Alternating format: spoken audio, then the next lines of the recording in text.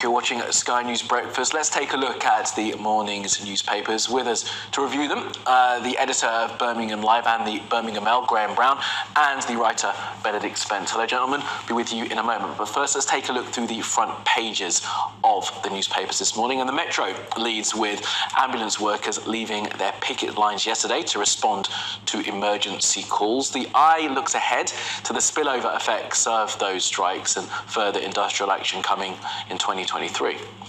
The Express says that 999 calls were down, but adds that people may have been suffering at home. The Times reports that hospitals are preparing for a surge in demand after the strikes ended yesterday. The Mirror accuses the government of deadly silence by refusing to negotiate on pay, while the Star says that the Prime Minister has gone missing. The Telegraph reports that NHS staff could be offered fast-tracked pay rises, while the Daily Mail looks at petrol prices, saying that they're a rip-off for anyone driving over Christmas. All right, let's bring in Graham and Benedict for a look at those papers. Morning, guys. Let's start with the front page of The Guardian. We'll start with you, Graham, on this. And this is what's being expected. NHS leaders saying that the services could see a rebound as more people now try and access it after the strike of yesterday comes to an end.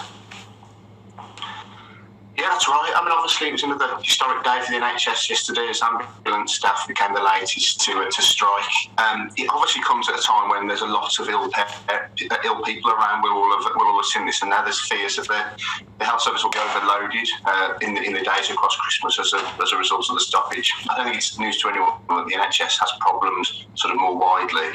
Yesterday, all the signs were that people sort of kind of supported the strike and did as asked. There were about a 25% fall in calls to 999 as people understood that there weren't the ambulance staff there to deal with, and there was actually a fall in people coming into A&E and seeing their doctors and so on.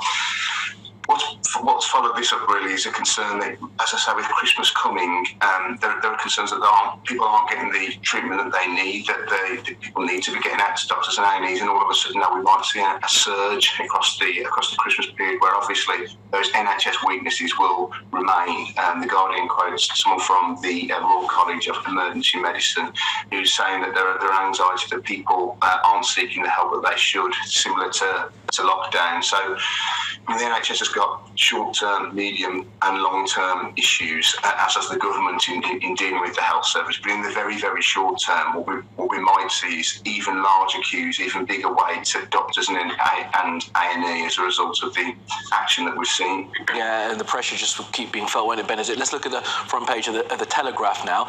And after yesterday's front page, where it has Steve Barclay quoted talking about the choice to cause harm by unions and striking workers, it now tells us that there might be a new pay deal offered to end the strikes. So talk us through the reporting here. Well, this story says that typically NHS staff when they get offered a pay rise, if they were going to get offered a pay rise, it would come in August, and that would come after the recommendation of an independent body that would have publish its findings in April. And what the Telegraph is saying is that is going to be fast-tracked, that's going to be sped up, and that NHS workers, nurses, paramedics, will be offered one quite early on in the new year. And I mean, it's interesting, of course, that you highlight there that the government were being a little tough on NHS workers. They've said in the past that they aren't necessarily going to come to the table, claiming that this isn't in the national interest, this isn't in the interest of the taxpayer. But I think the key thing here is that they were always going to have to come to the table, and that they've been playing for time. Now, the reason, of course, that they were going to have to come to the table is you can't have a healthcare system that simply stops functioning because people aren't going to work. You can't have one that stops functioning because you yourself refuse to fund it. But also the government made a rod for their own back, set the precedent that they would be prepared to come to the table with other unions. Of course, most famously, I think so far this year, they came to the table with the Criminal Bar Association and agreed to give striking members of the legal profession a pay rise, not in line with what the lawyers wanted, but nonetheless they were prepared to come up because the system in that instance was beginning to crumble. You had cases, you had trials, in some cases 3 3 years being booked 3 years into the future because there simply wasn't the capacity. You can't have that with the justice system. You can't have criminals not being prosecuted, and you can't have people going untreated. You can't have ambulances lining up outside A&Es. You can't have sufficient numbers of nurses. But I think the problem with a lot of this is, of course, a lot of this sort of thing has been happening up to now already without people going on strike. We're already seeing queues for ambulances. We're already seeing queues for A&Es. We're already seeing people leaving the healthcare service because they're burnt out, because they say that they don't have the resources. So I think they were always going to have to come to the table, ultimately, regardless of what they were saying, being sort of pugnacious about staff putting people's lives in danger. But I think it is also worth noting that just because they say, the Telegraph is reporting that there will be a pay rise offer, that doesn't mean it's going to be what the unions want. And I think that this has got to be the understanding that they will not get, I think the nurses were asking for 19% in their case, they're not going to get that because quite simply everybody is feeling the pinch. Nobody's going to get what they want this year. Yeah, I mean, it's 5% above RPI inflation, isn't it? That works out about 19% now. I guess the government will be hoping inflation comes down, so maybe that pay demand goes down a little bit as well. All right, let's move on to the front of the Metro now, Graham. And we've got this picture there of Presidents Zelensky and Biden and a nicely written headline there from the Metro. Yeah, Volodymyr Zelensky is on the front page of most newspapers today, and yes, this seems to be another big day in the what is now 300-day war in Ukraine. Zelensky left Ukraine for the first time across that period to go to the US, where he found lots and lots of support and some all-important finance for the effort following the invasion of Russia. Zelensky was in the White House. He said he was there to fight for their freedom and independence, and as you can see on those front pages, he was there in his khaki fatigues. So it was very what he was there for was very kind of front and centre. And Zelensky's excellent at this, at kind of controlling the narrative. He got all the right kind of words back from Biden and Pelosi. It seemed Biden said that Ukraine wouldn't stand alone, that Ukrainian people inspire the world. As I say, it seemed like an important day more widely. We also heard a lot from Putin yesterday saying that Russia will have a new missile called Satan II, which is cheering, which he claims the West can't stop. And obviously, at the start of the war, I mean, what the Ukrainian people have done is just incredible, really. But at the start of the war, there was a lot of thought that Russia would make greater inroads, and that when the winter came, it would be particularly difficult. I guess this is kind of a big part of what Zelensky's doing here. Is it's kind of a key time to make sure that morale's up and that they're in kind of fighting shape. A key part of this is going to be a 1.5 billion package that was agreed yesterday that includes a Patriot missile defence. That's seen as really, really important, and it seems like that's going to go ahead and give a boost to Ukraine just when they need it.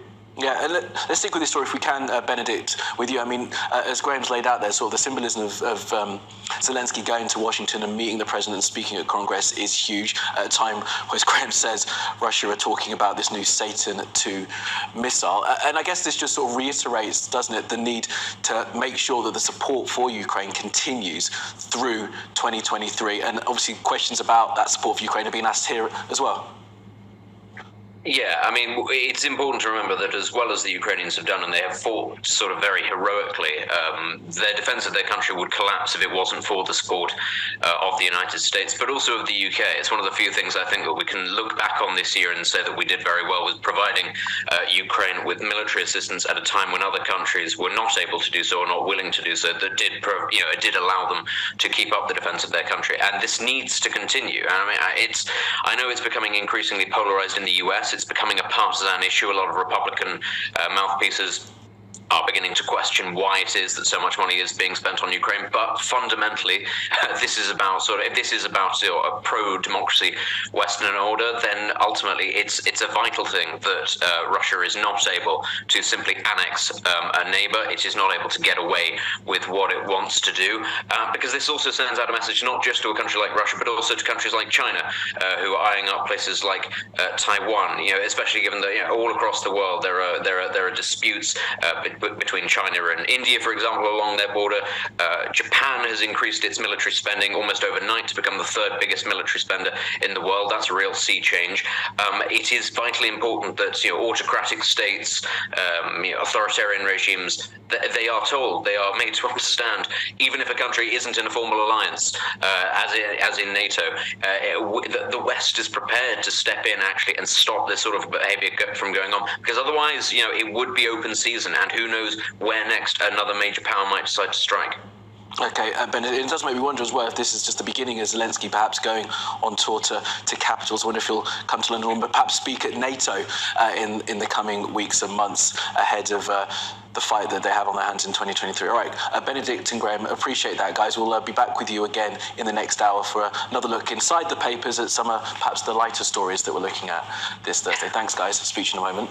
All right, well, there's plenty more to come here on Sky News Breakfast, including more coverage of Ukraine's President Volodymyr Zelensky and his visits to the United States, where he met with Joe Biden, was offered a huge aid package, and, of course, those vital Patriot missile systems. The Ukrainian leader there speaking in front of Congress, calling for increased support for his country in its fight in the war against Russia. We'll be speaking to the former UK ambassador to the United States, Sir Peter Westmacott, after the break.